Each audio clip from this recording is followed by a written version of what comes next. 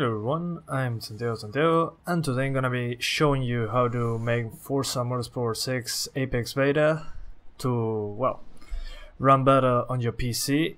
So I will show you what to disable in Windows 10 in order to make it work better. And I will explain the options menu in depth so you can tweak it yourself if you want, and if you dare, of course. So first let's go, it's a DirectX 12 game. First let's go into the minimum specs. So the minimum specs are, well, 64-bit Windows 10, Intel Core i3 4170, 8GB of RAM, 2GB of VRAM is the minimum, and a Radeon R7 250X, which is not very high of a requirement, and a GeForce GT 740. 30GB of space and DirectX 12. Then recommended for 1080p 60fps, an i7-3820, 12GB of RAM and 4GB of VRAM, an R9 290X and a GeForce GTX 970. And well, 4K and 6700K, 16GB of RAM, 16GB of RAM, 6GB of VRAM, and a 980 Ti or Radeon Fury X. Okay, they're exaggerated, I can assure you that. With even with the 750 Ti you can get 1080p 60fps. This must be for ultra settings, that's why the 4GB of VRAM. You will need 2GB of VRAM, be sure of that. And okay, so to show you everything how it will run, I will use cam to monitor my system. I'll show you closer, a Core i7 4790 and a GTX 950. So we have the graphs here, the VRAM usage, the GPU load, and for the frame rate I will use, well, action. This thing you see in the top left corner, the only way to see the frame rate so far on Windows Store games. Okay, so I will show you the first game. I will show you that there are some hitches here and there, so we'll start with that. So we start the race. And I shouldn't have those FPS hitches here and there. And let's see. So as you can see now, I'm dropping below 60 quite frequently. Those micro stutters here and there. So as you can see, the GPU load is around 78%. So we are pretty much with some headroom to spare on the GPU, so we shouldn't have those hitches. Yeah, I crash everyone. And my CPU usage is fine, so the CPU isn't the bottleneck here, nor the GPU. But still, we do have some hitches here and there that are quite annoying. After playing for around 10 minutes, it starts hitching a lot.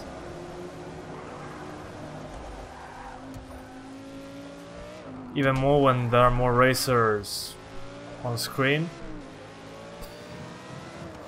That was working fine, but let's see. So CPU is fine, GPU is fine. Let's see the RAM. As you can see, we were at 7.9GB, then we dropped to 6.1, and we start racing again. As you can see, we're racing the RAM usage. So let's restart the race and see. As you can see, when I start the race, the RAM usage is starting to rise. And it keeps rising and rising. 6.8. Yeah, it will slowly rise until it reaches 7.9GB. So you get my point. Some of those hitches that you're seeing there. By the way, I'm playing at 1080p, high shadows, dynamic settings. The rest, but as you can see, it's still rising the RAM usage. It will be a moment that it will reach 7.9GB. So what to do? Okay, first of all, if you're using any FPS monitoring software as Action or Cam, turn them off right away. Okay, I think, yeah, bye bye. It's gone. We dropped some usage there. Then close Steam. Perfect. And then one important thing that one of my viewers told me, I gotta give a huge shout out to BenchAuth, as you can see. I was performing a benchmark just now. I noticed that RAM problem too. For me, it was the broadcast service of the Xbox that was consuming 1.7 gigabytes of RAM. Go to the Xbox app and disable background recording and all this stuff. Terminate the process and done. No longer a gig of RAM consumed. So as I was saying, this is his channel, by the way. He does benchmarks on laptops, AMD CPUs and GPUs. So if you want to check that out, I will leave his link in the description below. So, well, what do we do to fix it then? We open here the start menu, we write Xbox, and here we have the green Xbox app. So we are here. So once into this app, let's go into the settings, game DVR, and this should be enabled by default, and this too. So what this does is the recording software for Windows 10. It records at 30 frames per second. You'll have, if you press Windows G, a game bar. I'll show you without the zoom. Windows G, you open this game bar, you can take pictures, record, all that kind of stuff. You probably don't need that, so I suggest you just, like BenchAuth said, turn this off. Come on. Okay, so it's off. It shouldn't bother us anymore. As you can see here, when I turned it off, it dropped the usage from 7.3 to 6.8, which is very significant. It's a 6% decrease in usage. So once we restart the PC, it should be better. Then one more thing we can do, if you are limited by the CPU, you can just open here and write services. So it shows this desktop app. Okay, so these are the Windows services. Look for NVIDIA, and you have all these NVIDIA things that they are running and they don't need to. So we have NVIDIA's streamer service. If you're, well, streaming to another device such as NVIDIA Shield, streamer network service. This is not yet. Stereoscopic 3D. Turn that off. You can stop it from here. Do not disable this display service. I'm sorry, man. I'm sorry, guys. NVIDIA displays driver service. Don't disable this, please. I don't know what it does. Then NVIDIA GeForce Experience service. You can stop that too. If you don't want them running, just right-click Properties and Startup type. Put just disabled, and that's it. That should do. So that will help with the CPU and a little bit with RAM. But if you're recording with Shadowplay like me, you don't want to turn that off. It will make Shadowplay not run or not work correctly. So those are my suggestions. Then, as you can see, we dropped a lot here. But then what else can we do? Well, we can also close cam. So we do this. We don't need the GPU usage monitoring for now. So let's go into performance on Windows. And as you can see now, we're using 5.9. Let's see when we get into the game again. Let's see the RAM usage. Holy shit. Let's restart the race. But as you can remember, we were using almost more than 7 gigabytes. Remember that recording the screen also takes a little memory. And I'm recording my voice too. That uses RAM too. But as you can see now, RAM usage isn't that high. As you can see, it's like 6.1 right now. It will rise, of course, but it's not as bad as before closing all that software that is not needed. So my suggestion, just disable all that. I mean, enable all that. See what's the best performance, the best settings for you. Then stop watching your frame rate, your GPU and CPU usage, and enjoy the game. It shouldn't hitch anymore. As you can see, the RAM usage now is fine. So that's what I was talking about. Okay, so that's it for that part. I will now explain the options menu. So we go into the options here. When you open the game, dynamic optimization will be on. Force resolution it will look like this. If you try to go past medium settings with 2 GB of VRAM, it will say that you don't have enough VRAM. So what to do here? Okay, first put this on custom.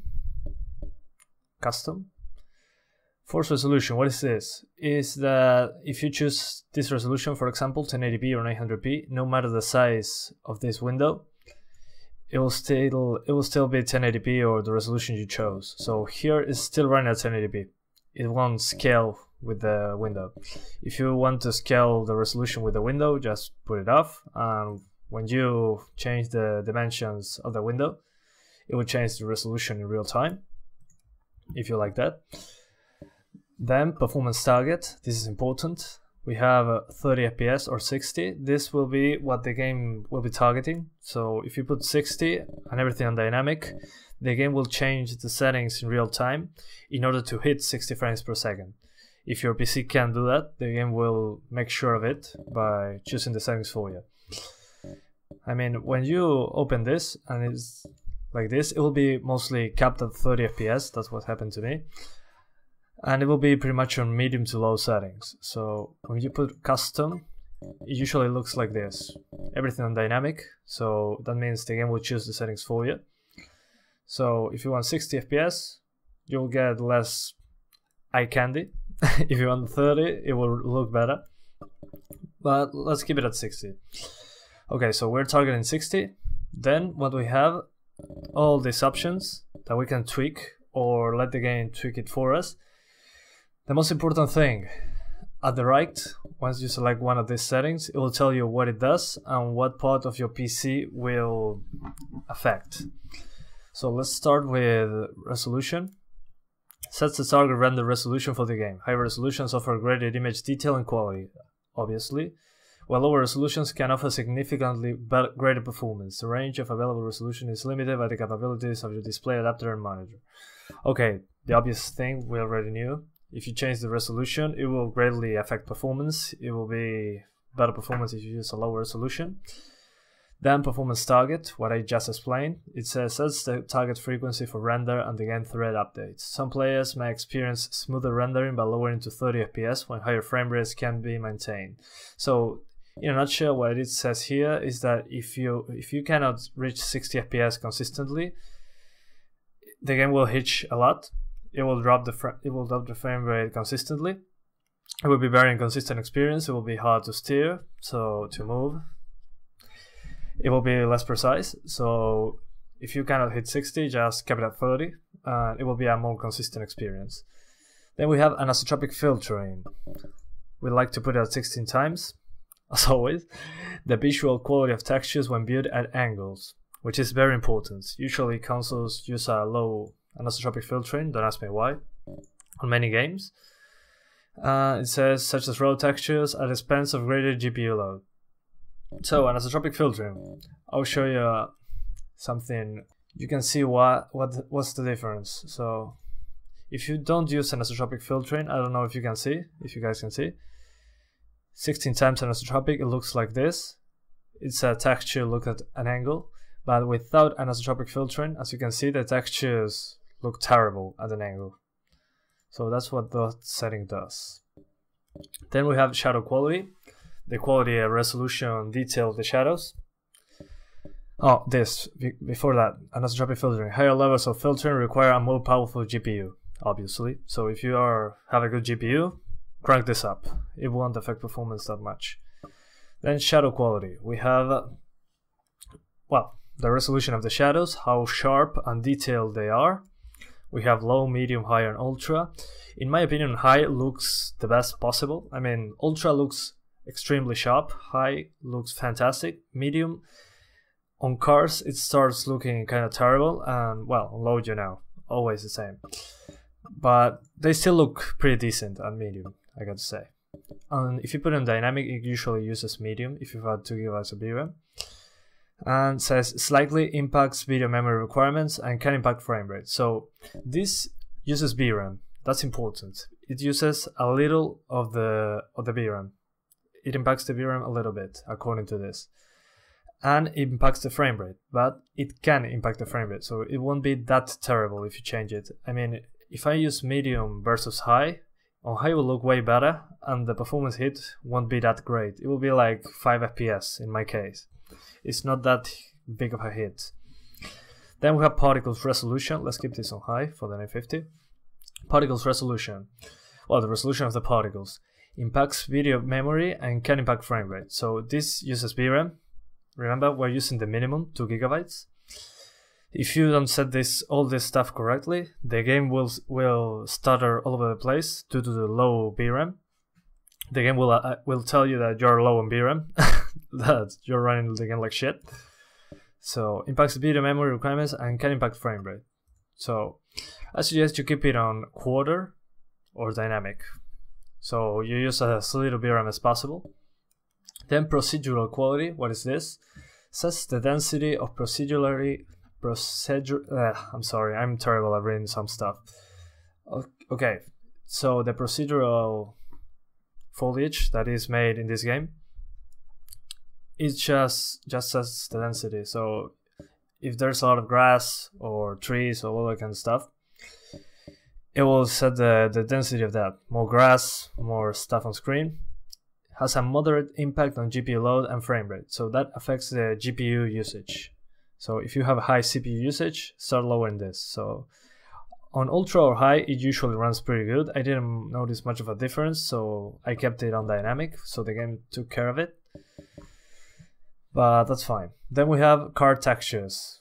So sets the resolution of card textures. Impacts video memory. So video memory, don't even think on keeping it on high. Keep it on medium or low. Probably low is the best choice. If you don't know what to choose, just keep it on dynamic. I prefer to keep it on low, so we use as little VRAM as possible. Then mirrors. This is very important. Mirror quality sets the resolution, detail, and refresh rate of images seen through the reflection of rear view mirrors. So mirrors are very demanding on all games. Arma 3 is a good example of that. And it says it right here, has a significant impact on GPU load and frame rate. So I kept it on dynamic, but I suggest you keep it on medium or low. So let's keep it on medium. Then we have car model quality, the quality of the models of the cars. Sets the level of detail of car models. Very self-explanatory. Has a significant impact on GPU load and frame rate. I kept this on medium or high. Then we have particle effects quality, the particles. We have sets the density and resolution of particles emitted in a scene. Increases GPU load, which is obvious, and can have a significant impact on frame rate. So significant impact, so that's important. Keep it on medium and low. I suggest medium for this card. Depth of field. Well, what is depth of field? Adds a cinematic, it says here, adds a cinematic effect that blurs objects in the distance. Well, very self-explanatory. Has a significant impact on GPU load and frame rate. Turn it off. It doesn't do anything good for my eyes, in my opinion. It's just very demanding, and it doesn't offer anything. I mean, I don't like this. On some games it's well implemented, but on most it's just pointless. Like when you're on Call of Duty, for example, you're aiming with your gun model will look very sharp, but it will blur the image all around it, except what you aim, just like mimicking your eyes. Well, that's what it's trying to do, but it requires a lot of GPU. Then we have MSAA. This was really weird because they don't allow you to turn it off for some reason, and it's a very strong type of anti-aliasing.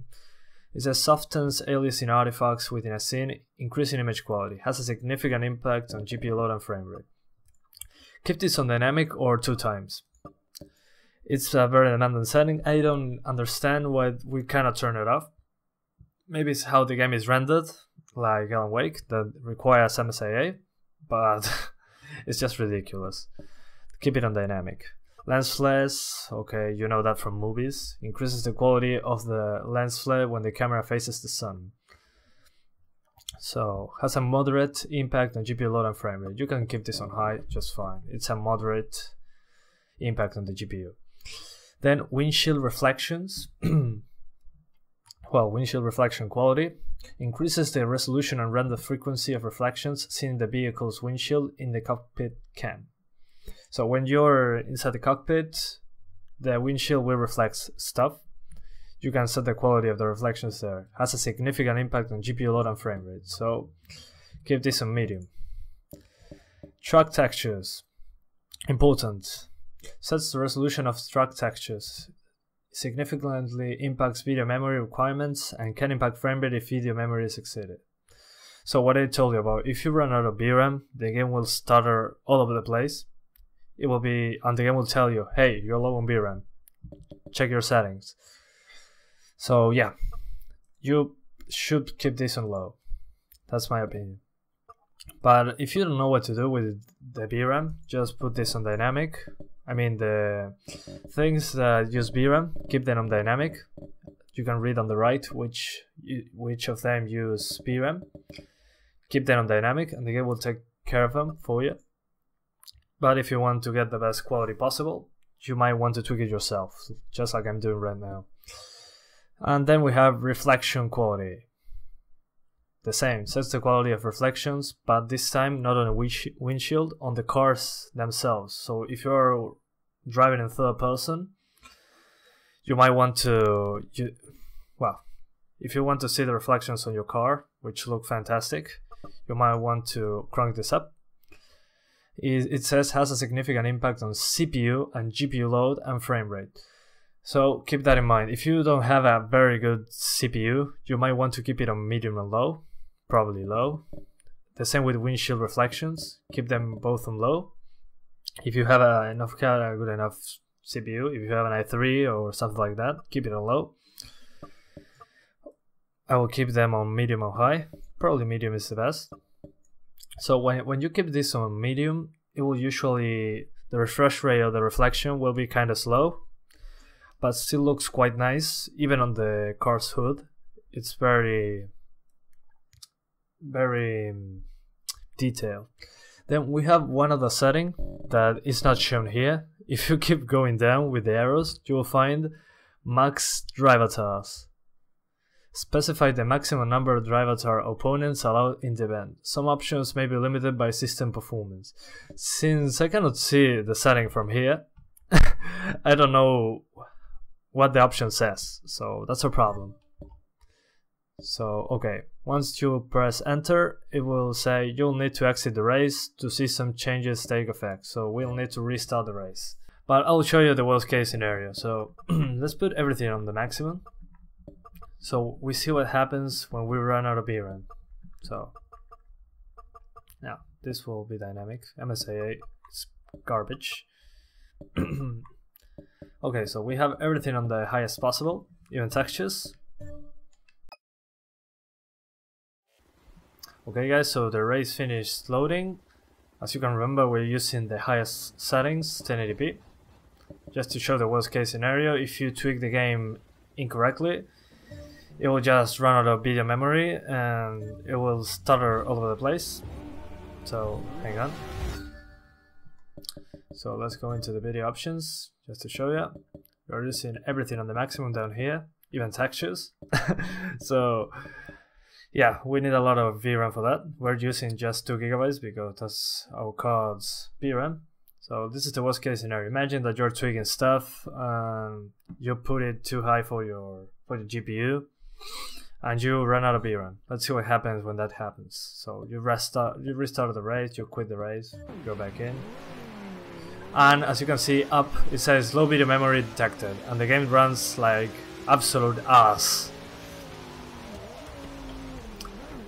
Well, as you can see, I cannot even drive correctly. I am a bad driver, I can tell you that. But it's just awfully stuttery all over the place. Well, what's the problem? VRAM. Low video memory. Yeah, it freezes, it just hitches a lot. And it's very hard to control the vehicle. I think that you can see what I'm talking about, right? You're seeing the problem here. I even used the worst case scenario to check this. Here there are no high detail shadows because there is no sun, but there's a lot of particle effects such as rain. There is depth of field in the distance. There are reflections. There's a lot going on here. So this is the worst case scenario. And as you can see, the game is still telling me, hey, you're running out of video memory. The game will run like shit. And that's what's happening right now. So, well, I hope you found this useful. Thanks for watching and see you in the next video. Bye.